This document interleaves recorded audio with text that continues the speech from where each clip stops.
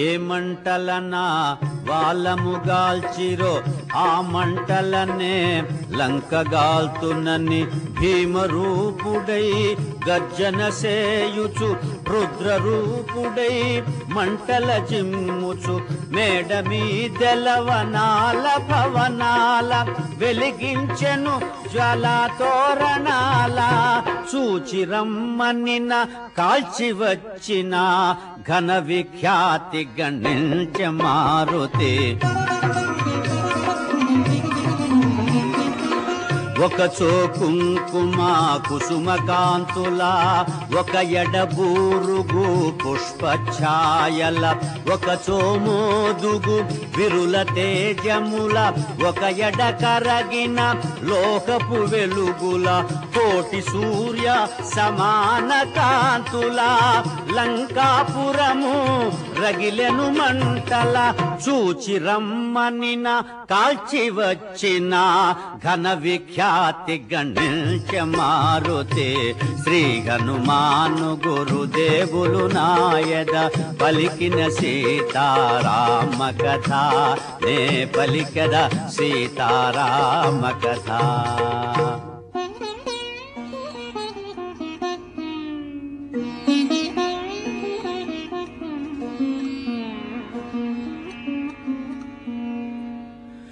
హనుమంతుడు సముద్ర జలాల చల్లార్చుకునే లాంగూల జ్వాల తలచిన కార్యము నెరవేర్చితినని తేరి పారజూచె వెనుకకు తిరిగి కనుపించెను ఘోరాతి ఘోరము జ్వాలాభీలము లంకాపురము మారుతి వగచేత చేసిన పని గని తన కోపమే తన శత్రువాయనని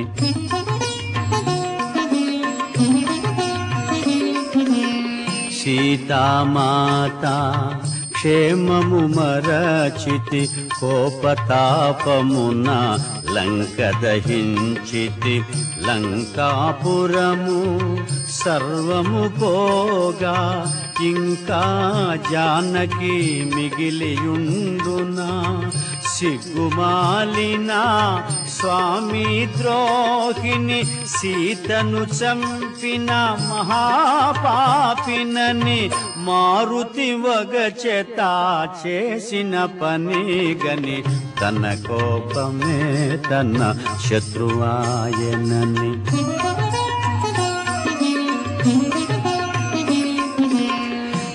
సీతలేనిదే రాముడుండడు రాముడు లేనిదే లక్ష్మణుడుండడు భరత శత్రుఘ్న సుగ్రీవాదులు ఈ దుర్వార్త విని బ్రతుకజాలరు ఈ ఘోరమునకు కారణమైతిని నాకు మరణమే శరణ్యమని మారుతి వగచేత చేసిన పని గని తన కోపమే తన శత్రువాయనని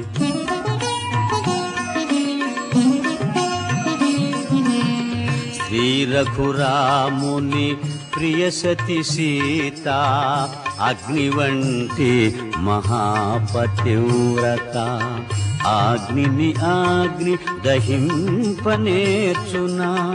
అయో నిజను అగ్ని దహించునా నను కరుణించిన అగ్నిదేవుడు సీతను చల్లగా చూడకుండునా అని హనుమంతుడు తలచుచుండగా శుభశకునములు తోచె ప్రీతిగా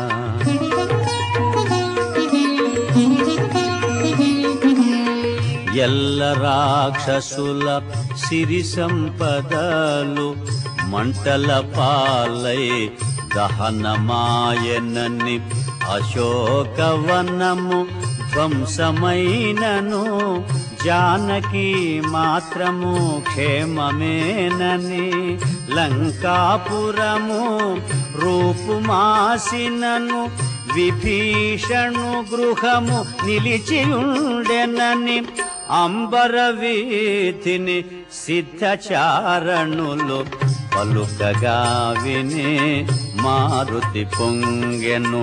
శ్రీ హనుమాను గురుదేవులు నాయద పలికిన సీతారామ కథ నే పలికద సీతారామ కథ.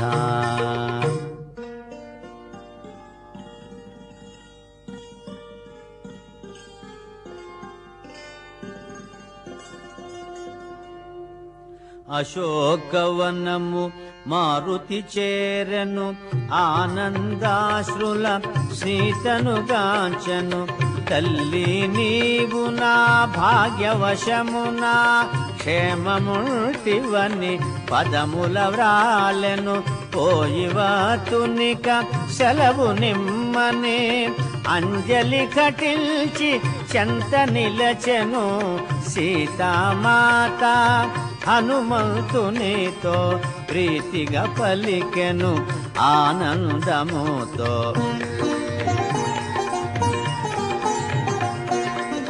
హనుమా అతులిత బలధామా శత్రుకర్షణ శాంతి నిదాన ఇందుండి నన్ను ఈ క్షణమందే కొనిపోగల సమర్థుడవీవే.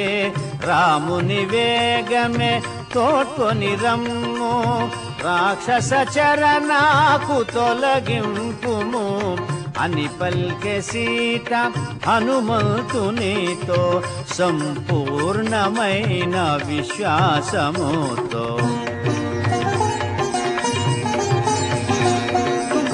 తల్లి నిన్ను చూచిన దాదిగా త్వరపడుచుంటిని మరలిపోవగా. భీతి నొందకుము నెమ్మది నుండుము త్వరలో నీకు శుభములు కలుగు.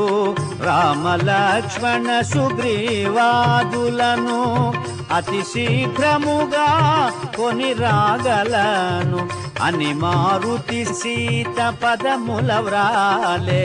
సెలవుగై కొని రేవున మరాలే. శ్రీ హనుమాను గురుదేవులు నాయద పలికిన సీతారామ కథ నే పలికెద సీతారామ కథ.